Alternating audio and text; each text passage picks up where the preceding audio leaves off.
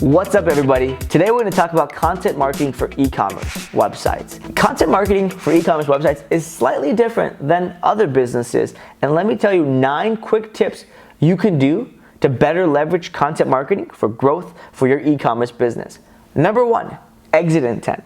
Now, you're probably already doing exit intent coupons, providing a 10%, 15%, some sort of discount code, but why not do content related exit intent? What I mean by that is offer a PDF or an ebook or guide when somebody tries to exit. So you're adding more value. Now, when you deliver that piece of content, whether email or it's a redirect link, you're going to grab that person's email address and you can then provide them that discount. So you can double dip essentially with that one single exit intent. The next thing is, especially with e-commerce sites, is to have a unique voice. Look, there's millions of articles out there, probably billions and trillions. There's probably hundreds of thousands in your vertical on that exact topic you want to cover. Well, it's 2016 or later, so remember, you need to have a unique voice. What is a unique voice? Provide a different angle. Provide something different than what's out there now. Don't just present the facts. Present your opinion. Present a humorous way, a light, easy way. A company that does a great job of this is ThinkGeek. ThinkGeek's e-commerce store, their descriptions are hilarious. They're not always focused on this is a product, it is this dimension by this dimension, it does this and you can open it that way. No, it's like, it's a unique, hilarious angle, and that's all you need to do. You can even apply this content marketing principles to your blog and your product description. The next thing I want to talk about is asking your customers what they want to read about, what their problems are, what their interests are, and just simply writing about that. Because most of the time, your customers have interests, they're real people, they're doing real things, and all you have to do is ask them. They're probably waiting. If you have a blog, or even on your e-commerce site when they're there, simply use tools like Qualaroo or Marketizator to ask people what they're interested in, and you'd be surprised how many people answer and simply solve that problem. Just as I said, asking your customers for what they want to know about and what they want to read about, ask them for content, especially if you're selling physical products like t-shirts or hiking apparel or whatever types of products you're doing.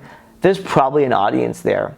They're likely going to be sharing it on social media. If you sell funny shirts, great, even better, because all the people buying funny shirts are going to take pictures with it. I guarantee you they're already taking pictures with it or in pictures in their day-to-day lives. So simply ask your customers for user-generated content. Ask them, hey, would you mind if you share this? Tag it. When you deliver it, you can send a little note when you deliver the package. Send a little note saying, hey, share this on social media. Send us a picture, and we'll give you a coupon. Or maybe just ask them to do it, and you'll be surprised, again, how many people do this. And they're probably already doing this. You just want to get this in your hands, and you can actually use those images, if you ask for approval, as your product descriptions. Wouldn't you rather see 10 or 15 real life people using your freaking product, or as a consumer wearing a shirt or using, let's say, some hiking or camping or hammock? I have a friend that owns hammocktown.com, and he does a great job at this. All of his pictures are actually people using his hammocks in real life, and he pulls them from Instagram, and he asks them to tag his company, and he just pulls them from Instagram, obviously asking for permission, but it's way more unique than all the other 50,000 e-commerce stores selling hammocks. So it's another way to just differentiate yourself and get free content. Now remember, don't write about you or what you want to read about. Write about what your customer wants to read about. This is a common problem, not just in e-commerce content marketing, in all things content marketing, is people are talking about what they care about. And frankly, nobody cares what you care about. I care, or your customer cares, what they care about. So just address that. Talk about what they want to talk about. And another way to promote your content is to send your customers content via newsletter. You're probably already doing this with discount sales, new products, what have you, whether it's daily, weekly, bi-monthly, or monthly, yearly, whatever interval you choose. Add content to the mix. In fact, I dare you to front load the content. Make the newsletter about the content and less about the sale. Now, you'll probably decrease the sales you get from it, but you'll increase the open rate. You'll increase the subscription rate. So you'll get more people subscribing because you're providing value, not just get 5% off. And people are tired of getting 5% off, 10% off. There's an email in everyone's inbox every freaking day about a deal. There isn't an email in everyone's inbox about great content and unique story. So you can definitely be different in doing that, and you probably increase your sales along with your readership. Now, along with that, write more than basic content. Stop writing 500 to 800 word articles. Nobody wants to read that. The trend right now is meaty, more in-depth articles with research and facts included, 1,000+ words, ideally 1,500 words. Because if you're thinking, I gotta create content because it's gonna help my SEO, don't. Only create content that people wanna read and share and spread the word and link to. That's gonna help your SEO. That's way more powerful than writing one article that people actually read, they actually share, and you earn the links because people genuinely like it or are interested. That one piece of content is more powerful than 10 or 100 pieces of content that frankly just go out there for unique content and showing signs of life for just SEO. So create something meaningful, and if you're gonna create content, why not make it good and not crappy, right?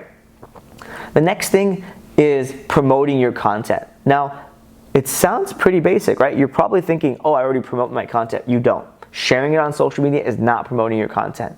Create distribution partnerships or reach out to people to promote your content. Get influencers, quote them, get the brands involved. Again, you need to promote your content.